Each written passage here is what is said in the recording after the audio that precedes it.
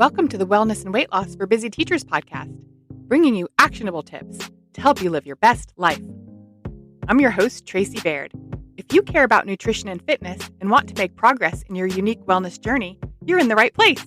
This season, we'll discuss strategies for summer success. Let's get started.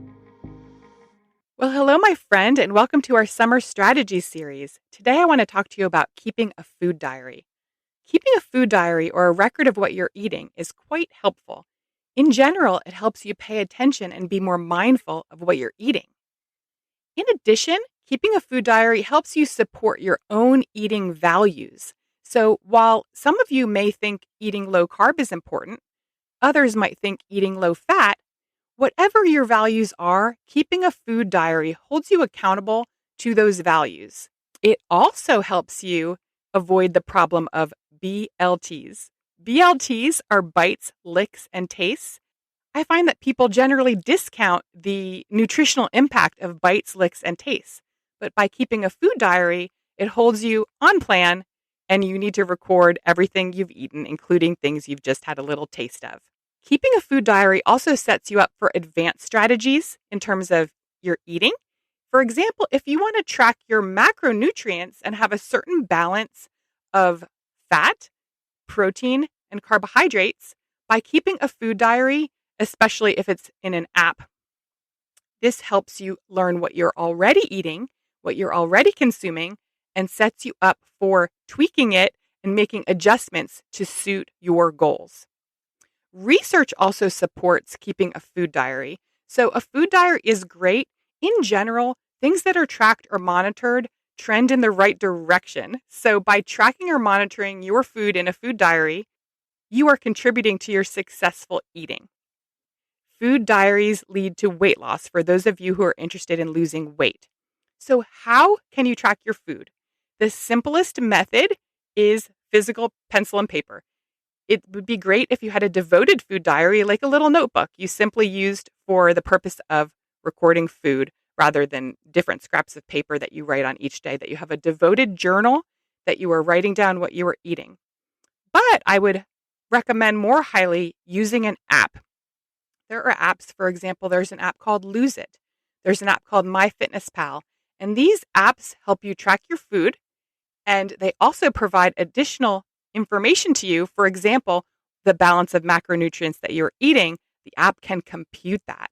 So that would contribute to you learning how to do some of these advanced strategies. So my top recommendation would be to use the MyFitnessPal app.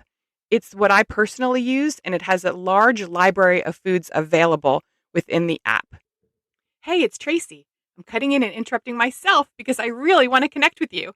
You can find me on social media at Tracy Baird Wellness on Facebook and Instagram. Now, back to the show.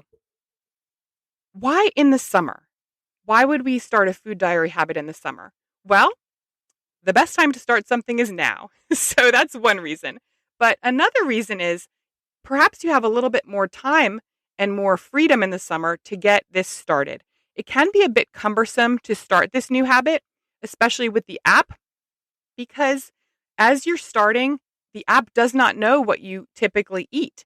If you, for example, create a baked good, if you use a recipe to make a soup, the app usually will not have that already in its recipe library. So you may need to add that manually, which takes some time. But I want to encourage you, despite the cumbersome start, it is worth it to invest in getting your recipes and getting your foods into the app, because then the app has them stored for you, and it's very convenient going forward to access that information. So while you have a little bit more time in the summer, most of you, invest in getting an app on your mobile device and getting your foods in there so that it becomes easier and easier to enter your foods into the app going forward. It's also, summer is a great time to establish a new habit. So altogether, let's have a little recap.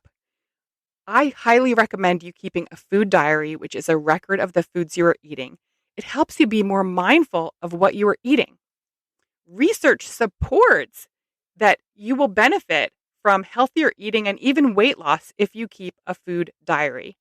And I recommend you can keep a paper journal, but I more highly recommend using the app MyFitnessPal to track your foods to set you up for success. Thank you for being here with me today. I am here because I believe you can change yourself, you can change your family, you can change the next generation, and you are worth it.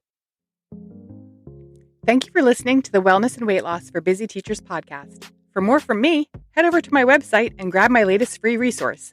You can find it at tracybairdwellness.com/free. That's FREE. If you want more podcasts, vote with your 5-star review wherever you listen. Your feedback really does make a difference. Now, make it a great day.